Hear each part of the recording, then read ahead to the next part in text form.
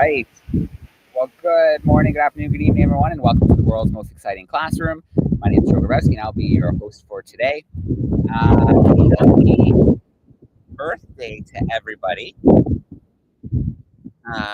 are out here on, actually, we're getting a double feed here, which is a great way to start. Let me see if I can figure out why we're getting double.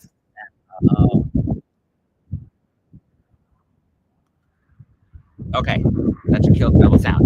Okay, sorry about that. So yeah, we are out here. It is Earth Day, so happy Earth Day, everybody. Um,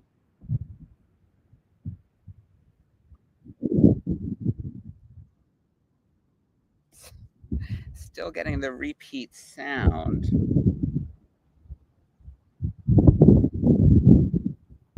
Oh, I know why. There we go. Okay. Sorry, everybody. We have so much gear set up here right now. We have long lens cameras, we have switchers, we have phones, we have battery packs, we have Starlink units, we've got portable microphones. So one extra microphone was just turned on, which is why we were getting that double feedback.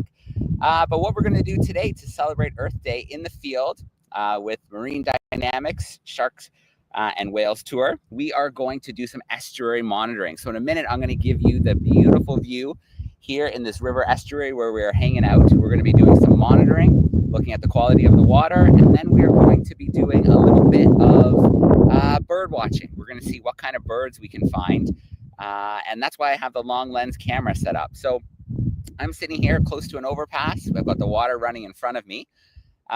We've got Amy here next to me.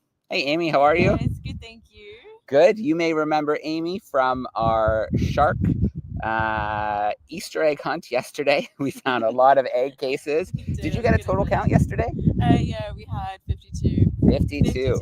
52, not too shabby. Very cool. And so we're gonna make you get out in the cold water. A couple of your colleagues, Sandra and Tomas, are out there already standing in the water.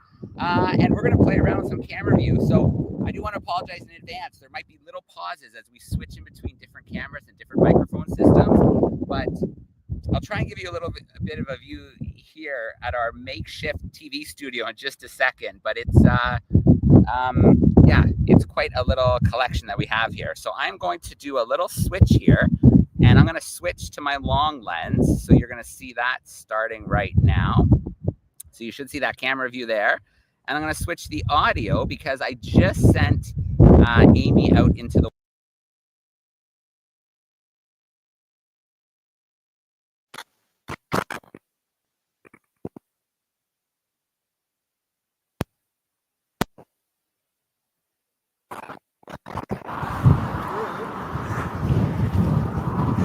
Yes.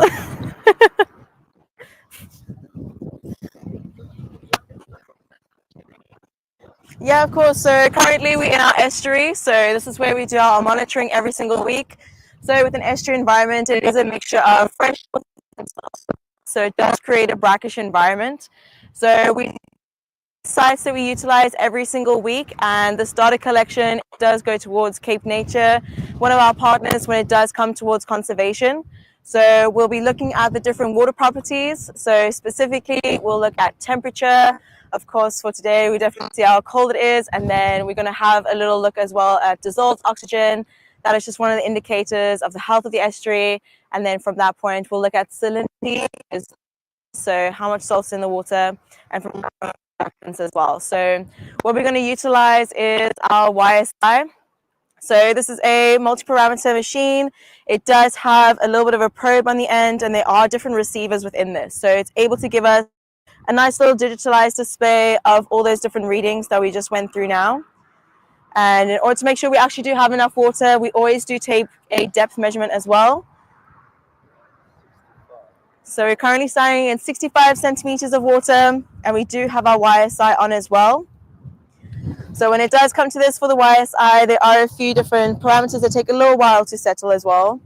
So we will have a look and see what it's saying. But the water is currently 17 degrees. Was told it feels like 5 earlier. So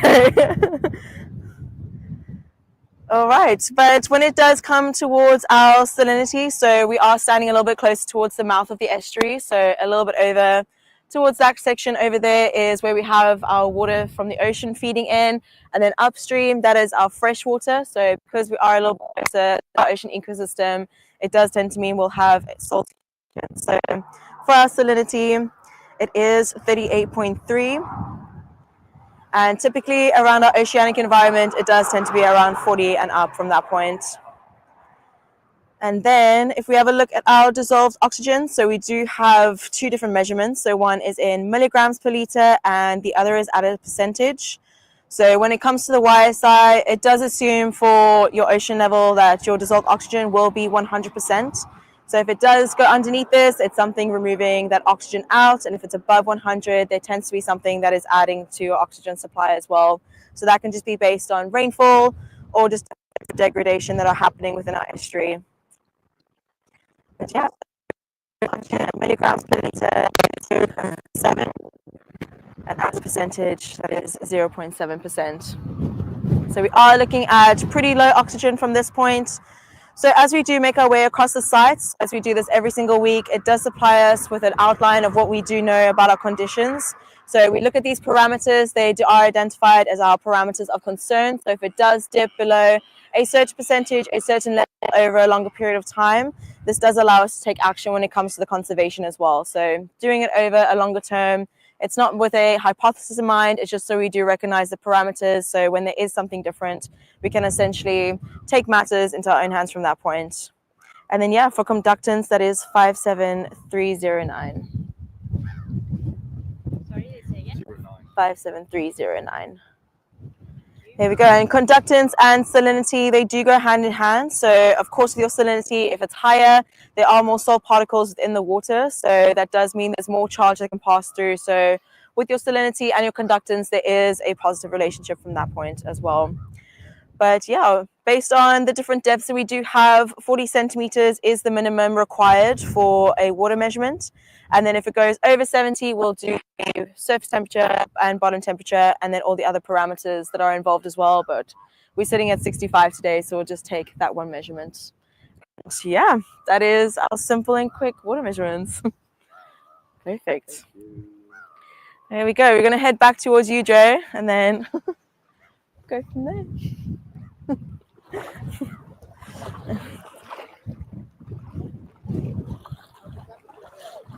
Ooh.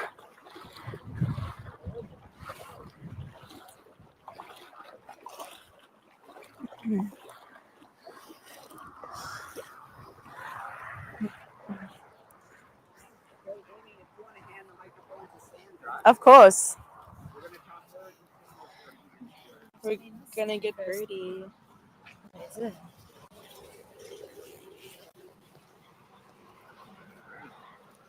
if you want to come over next to me, we've got our first customers here. Let me try and zoom in a little closer. First of all, tell us who we're looking at here. So we are looking at two hot lobskulls. We often find them here at the estuary. They're also very interesting as they're endemic here to the Benguela upwelling. Okay. And so when you come down to the survey, what are you looking at? The number you see? Are you looking at the condition of the birds? What kind of information are you collecting? So we do the bird monitoring and bird count every time we do the water temperature and oxygen levels, like what Amy just explained. So we're looking mostly at the number, what birds we see at what area of the estuary. Obviously, closer to the shoreline, you find more saline water, whereas further up, you find more fresh water, and we just see how the different bird species are distributed along this wetland. Okay. So it is very important for us to also keep track, and we have a rather large data set as we come here on a weekly basis. So it gives us a good indication how do the bird species change over seasons, but also is there any changes happening over the years, because birds are very important and key bioindicators for wetlands and their health. And you were saying that this area is a little quieter now because a lot of the migratory species have left? Yes, that's right. So during our South African summer months, we see a lot of shorebirds here along the estuary. They come all the way from the northern hemisphere, and they overwinter here, feed, and then about a month ago most of them have started their migration back up north again. So we see a lot less diversity of species here during winter time, but we still have a lot of birds around, such as those hard lobscows, and sometimes we see oyster catchers, little egrets, cormorants. I'm just going to do a little scan around and let's see if we can spot anything else. We have our oh, there's someone way. Is that an oyster catcher way? Oh, it just went around the little corner. Maybe we'll come back out. I think it was an oyster catcher. It is fairly quiet because it is a bit windy now, but got a couple more gulls way on the other side. And there's the water there.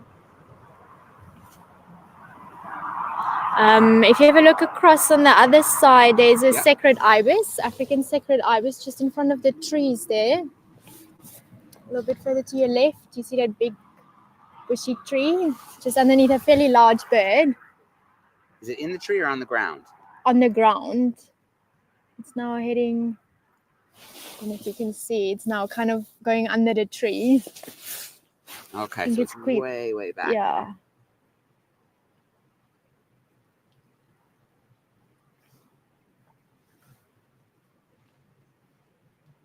Oh, there it is. Yeah, I got it now. Okay. So African sacred ibis? Yes.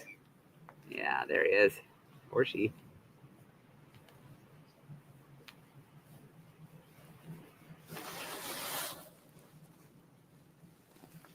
And then I assume you're doing this year on year. You're looking for trends in the, I guess, population size. Yeah, to kind of see what are the changes. Are there any changes?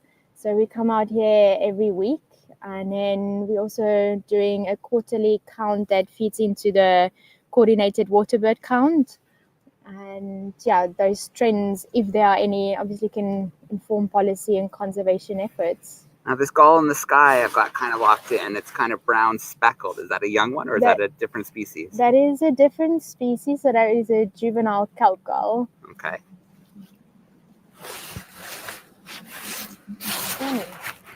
See if I can pick someone else out of the sky here.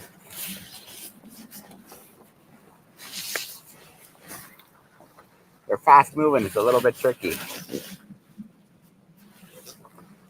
So how regularly would you come out to monitor the estuary? So once a week. So we try to come here over high tide. And then, as I said, we do the water testing and then looking at the bird species around. So we have different sites along the estuary.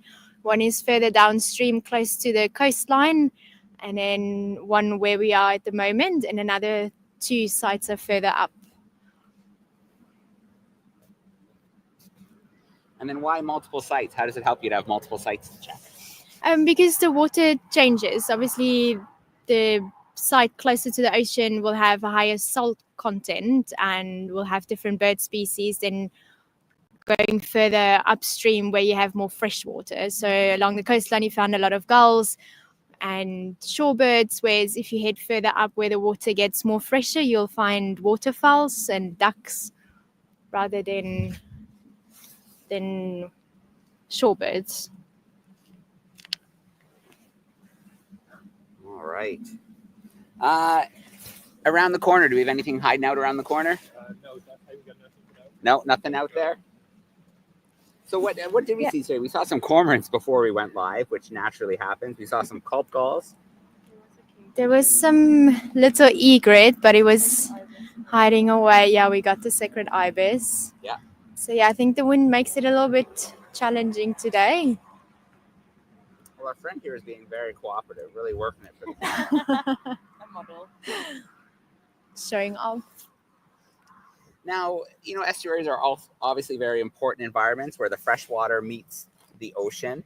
I imagine, too, they're bringing in a lot of trash and plastic from the inland. So do you ever come down here with volunteers to do cleanups? Yes, we do. We do come here regularly to clean up, especially along the roads, because we have a bridge going over the estuary and people stop here for pumping prawns and just having a swim. So many times they just come here and empty their cars before heading back into the city. And yeah, we are left with all the trash. So yeah, we do come out here and do like beach cleanups or estuary cleanups. Okay, well, not too shabby. I know it's a windy day and a lot of the migratory birds have left, but we got 3 species, so that's pretty good. And we got this guy really working it, having some stretching right now. So Tomat just said there's little egrets on the other side. Is there? Around the corner. Okay. I don't know Why don't we take a chance then and walk some of the gear around the corner and see if we can catch a little glimpse of them. So the camera's going to get blurry for a minute. But Amy, if you want to grab maybe the computer, and then Sandra, if you want to grab that bit. Okay. And then the battery pack. Yes. And then let's go and see how it goes. Okay, so I apologize for the camera quality, but we just have to get around this little bend. And with any luck, I will be able to zoom in and we'll see the little egrets. Oh yeah, okay, let's see.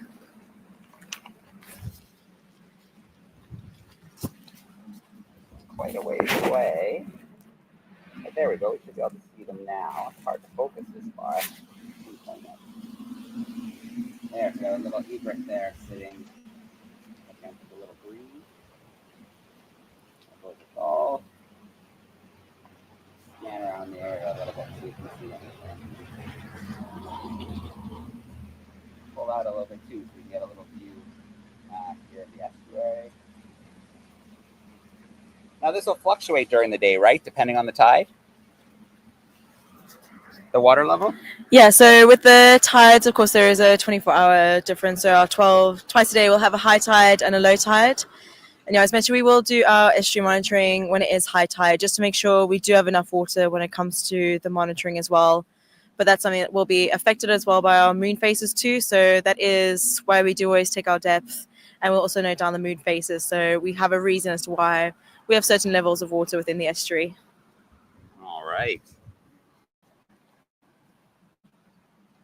All right, team, let's carefully, let's see if we can back up to the starting point and get the gear settled in. I wish everybody could see this process right now, but because we have the long lens on, I can our progress here. So what I'm going to do is I'm going to switch to my phone. So bear with me, those who are tuning in. We're going to switch to a new camera view. And we're going to continue from there. And yeah, bear with me for 1 second.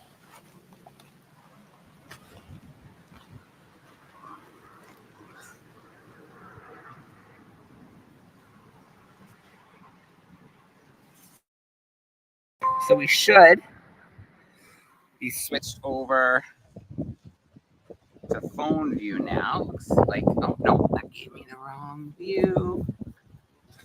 I know why.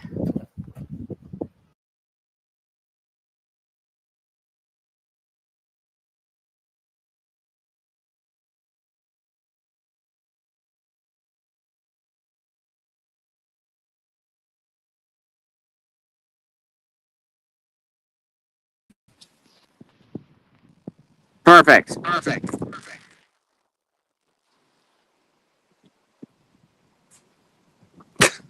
All right, very close up view, but we do. Oh no, did we just get another bird as we switched?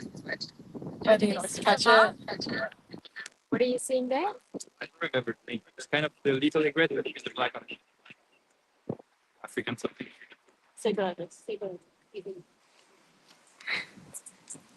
Okay. Well, I think we did pretty good there. I'm going to switch my camera view so we can see the team one more time. Yeah, good idea. All right, what did you think you saw? I think I just put a quiet advocate. In the back. That's true.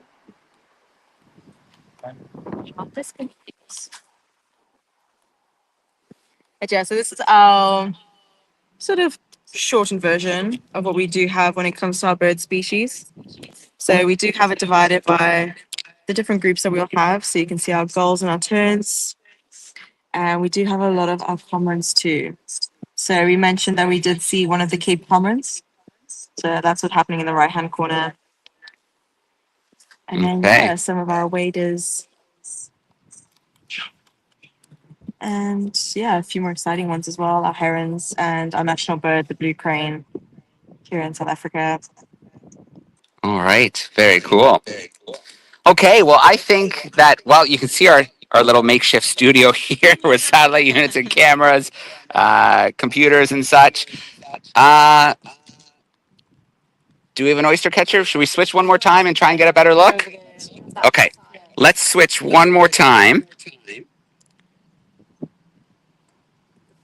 The camera view, and we'll see if we can get a view of that oyster.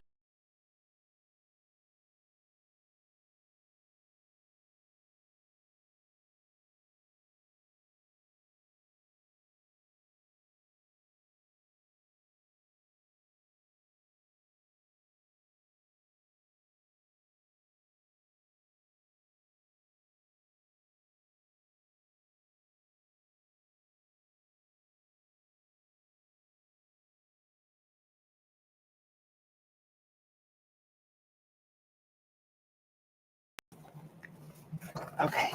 Or you see the long grass in the back, just on the front side of it, close to the water. Close to the water. Oh, there we go. We got the gulls. We've got the oyster catchers. Okay, one more bonus species.